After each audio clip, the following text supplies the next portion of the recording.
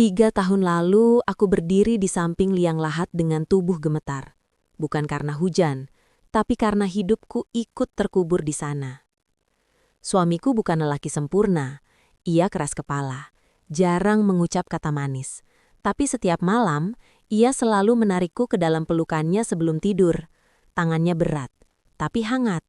Napasnya kasar, tapi menenangkan. Dan tiba-tiba, semua itu hilang. Malam pertama setelah pemakaman, aku tidur menghadap sisi kosong ranjang. Tanganku tanpa sadar meraba kasur, berharap menemukan bahunya. Tidak ada. Sejak saat itu, malam menjadi musuhku. Bukan karena gelap, tapi karena tubuhku masih mengingat bagaimana rasanya disentuh. Aku mencoba mengubur hasratku bersama tanah yang menutup petinya. Tapi tubuh perempuan tidak bisa dibohongi selamanya. Orang-orang melihatku sebagai janda. Mereka tak tahu bahwa di balik baju longgar dan kerudung sederhana, ada tubuh yang masih hangat. Kadang setelah mandi, aku berdiri terlalu lama di depan cermin. Air masih menetes di leherku. Aku menyentuh kulitku sendiri, perlahan, hanya untuk memastikan aku masih bisa merasakan sesuatu. Dan aku bisa. Setiap sentuhan kecil membuat nafasku berubah. Tapi tak ada tangan lain yang melanjutkannya. Malam-malam tertentu terasa lebih berat. Aku berguling di ranjang, memeluk bantal, membayangkan berat tubuh lelaki di atas tubuhku, membayangkan suara nafas yang menyatu denganku. Lalu aku merasa bersalah. "Ratna, kamu ini kenapa?" gumamku. Seolah-olah rindu pada sentuhan adalah dosa. Arman pindah saat musim hujan mulai turun. Pertama kali aku melihatnya, ia sedang mengangkat kardus dari mobil bak terbuka. Kaosnya sedikit terangkat saat ia meraih sesuatu. Perutnya rata, bahunya lebar. Aku memalingkan wajah cepat-cepat. Tapi bayangan itu tertinggal di kepalaku malamnya. Tatapan pertamanya kepadaku tidak nakal, tidak genit. Justru itu yang membuatku gugup. Ia menatapku seperti aku masih perempuan, bukan sekadar janda. Saat listrik rumahku mati, aku hampir tidak berani mengetuk pintunya. Tapi ketika ia masuk ke rumahku untuk memperbaiki panel, suasana berubah. Rumahku gelap. Hanya senter kecil di tanganku yang menerangi wajahnya. Aku berdiri terlalu dekat. Aroma sabunnya bercampur dengan bau hujan yang menempel di bajunya. Tangannya besar dan kuat saat memutar obeng. Uratnya terlihat jelas. Setiap gerakannya membuatku sadar betapa lama aku tak berada sedekat ini dengan tubuh lelaki. "Sudah lama sendirian?" tanyanya. Aku mengangguk. Ia tidak berkata kasihan. Ia hanya diam. Tapi tatapannya berbeda. Lebih lembut. Lampu menyala kembali. Tapi yang menyala di dalam diriku lebih terang. Sejak malam itu, ia sering datang. Kadang membawa buah.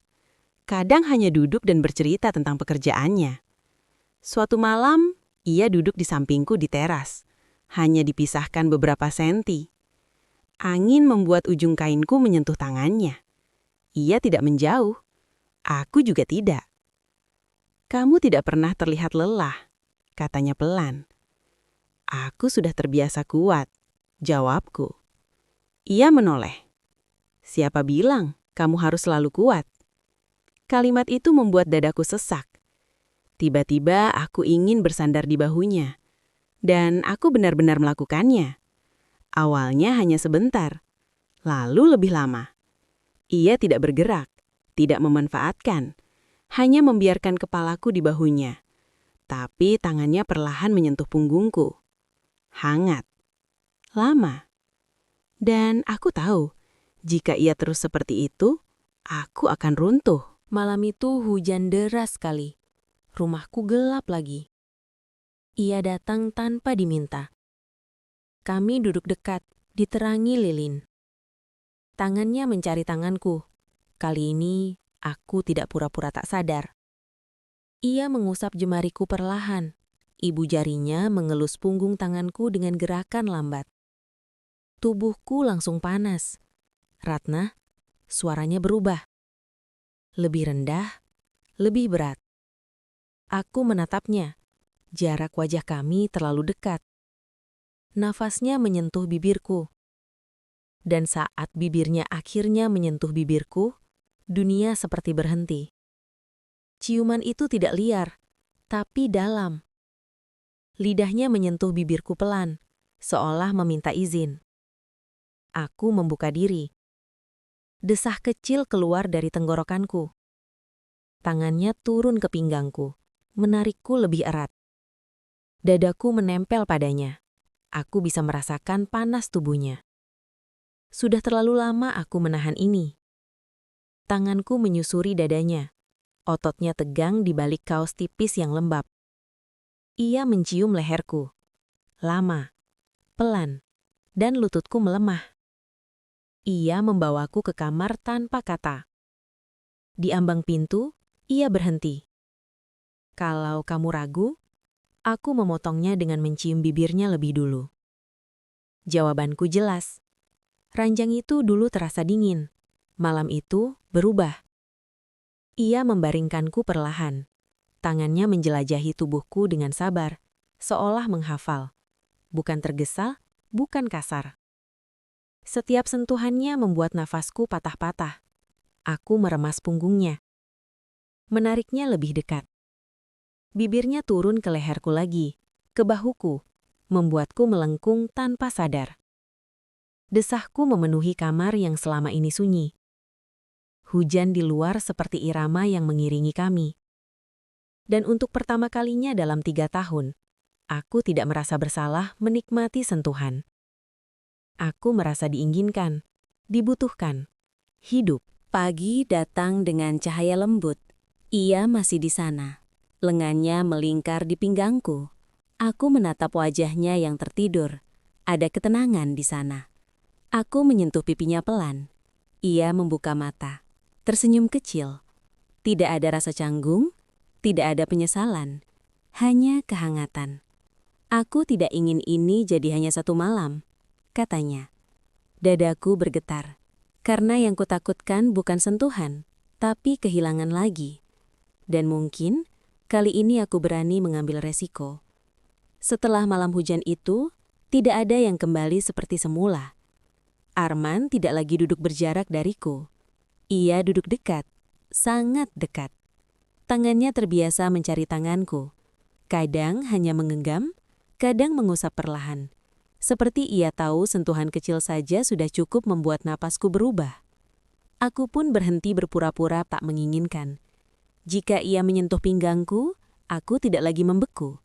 Jika ia mencium leherku, aku tidak lagi menahan desah. Kami seperti dua orang yang terlalu lama menahan lapar. Dan sekarang, kami tidak lagi menahan. Suatu sore di dapur, aku sedang memotong sayur ketika ia datang dari belakang. Biar aku bantu, katanya. Tapi alih-alih mengambil pisau, tangannya melingkar di pinggangku. Tubuhku langsung menegang. Dadanya menempel di punggungku. Hangat, berat, maskulin. Napasnya menyentuh kulit belakang leherku. Arman, suaraku melemah. Kenapa? Bisiknya tepat di telingaku. Tangannya naik sedikit, menyusuri sisi tubuhku perlahan. Gerakannya tidak kasar, tapi penuh maksud. Pisau di tanganku berhenti bergerak. Aku bersandar padanya. Dan saat bibirnya menyentuh leherku dari belakang, lututku hampir goyah. Dapur yang biasanya biasa saja berubah menjadi ruang yang terlalu panas. Malam berikutnya, kami sengaja tidak menyalakan lampu kamar. Hanya cahaya samar dari luar jendela yang menerangi siluet tubuh kami. Ada keberanian baru dalam diriku. Jika dulu aku ragu, kini aku yang lebih dulu menariknya keranjang. Aku ingin kamu, bisikku pelan. Nyaris tak percaya aku berani mengucapkannya. Ia menatapku lama. Ada sesuatu yang berubah di matanya. Lebih gelap, lebih dalam. Tangannya tidak lagi sekadar menjelajah dengan hati-hati. Kini ada keyakinan. Ia menarikku ke pangkuannya. Tanganku mencengkeram bahunya. Tubuh kami menempel tanpa jarak. Ciuman kami tidak lagi ragu. Lebih dalam, lebih panas. Aku merasakan tubuhku meresponsnya dengan jujur. Nafasku berat, dadaku naik turun cepat. Tangannya menyusuri punggungku, turun perlahan, membuatku melengkung tanpa sadar. "Ratna," suaranya serak. Desahku menjawab. Ranjang berderit pelan. Untuk pertama kalinya dalam hidupku, aku tidak merasa seperti perempuan yang menunggu disentuh. Aku yang menariknya, aku yang menginginkannya, aku yang memilih. Dan itu membuat semuanya terasa jauh lebih membara. Hubungan kami makin sulit disembunyikan. Arman mulai sering bermalam. Beberapa tatapan warga terasa berbeda. Suatu sore aku melihat seorang perempuan muda berbicara cukup lama dengannya di depan gang. Tubuhku langsung panas. Aku tidak pernah menyangka rasa cemburu bisa begitu menyiksa. Malamnya, saat ia datang, aku lebih dingin dari biasanya. "Kamu marah?" tanyanya. "Perempuan tadi siapa?" tanyaku tanpa menatapnya. Ia tersenyum kecil. "Sepupu Bu Sari, tanya soal perbaikan listrik." Aku merasa bodoh. Tapi sebelum sempat minta maaf, ia menarikku mendekat. "Kamu cemburu," bisiknya. Aku diam. Tangannya mengangkat daguku. "Aku suka kamu cemburu," katanya pelan. "Artinya kamu tidak ingin kehilangan aku." Kalimat itu menghantam dadaku. Ia menciumku dengan lebih dalam malam itu. Seolah ingin memastikan aku tahu, ia memilihku. Sentuhan kami malam itu lebih intens, lebih mendesak, seolah ada rasa takut kehilangan yang membuat segalanya terasa lebih dalam. Aku merasakan kukunya sedikit menekan punggungnya. Ia menarik nafas berat. Kami bukan lagi dua orang yang sekadar melepas kesepian. Kami mulai terikat. Suatu siang, hujan turun tipis. Rumah sepi. Ia datang lebih awal dari biasanya. Aku membuka pintu, dan tanpa banyak kata, ia langsung mendorongku pelan ke dinding ruang tamu. Tatapannya tajam. "Kamu tahu tidak?" katanya pelan. "Kamu makin berani sekarang." "Aku belajar dari kamu," jawabku. Ia tersenyum tipis. Ciumannya siang itu lebih tergesa, lebih lapar. Tanganku menyusup ke rambutnya, menariknya sedikit. Ia menggeram pelan, membuat perutku bergetar. Tangannya mengangkatku sedikit, hingga punggungku benar-benar menempel dinding. Aku melingkarkan kaki padanya tanpa sadar. Tak ada lilin, tak ada hujan deras, tak ada gelap yang menyembunyikan. Hanya cahaya siang yang memperlihatkan semuanya. Dan itu membuatnya terasa lebih berani, lebih nyata, lebih panas. Namun, semakin dalam kami terlibat, semakin besar rasa takutku. Suatu malam, setelah kami berbaring bersama, aku berkata pelan, "Kalau suatu hari kamu bosan, bilang saja." Ia menoleh cepat. "Aku tidak main-main dengan kamu, Ratna. Tapi kamu lebih muda. Kamu bisa punya siapa saja." Ia mengangkat tubuhnya sedikit, menatapku dalam. Aku tidak mencari siapa saja. Tangannya menyentuh dadaku, tepat di atas jantungku. "Aku memilih kamu." Dan untuk pertama kalinya, aku mempercayainya. Lampu teras itu masih menyala, tapi kini bukan lagi sebagai tanda menunggu, melainkan tanda bahwa rumah ini hidup. Kadang kami duduk berdua di teras setelah malam yang panjang. Tangannya selalu di pinggangku, dan aku tidak lagi merasa seperti perempuan yang harus menyembunyikan hasratnya. Aku adalah perempuan yang pernah kehilangan, yang pernah takut mencintai lagi, dan kini cukup berani untuk menikmati setiap sentuhan tanpa rasa bersalah. Hubungan kami tidak lagi sembunyi-sembunyi di balik gelap. Kami makin intens, makin berani, dan mungkin makin berbahaya.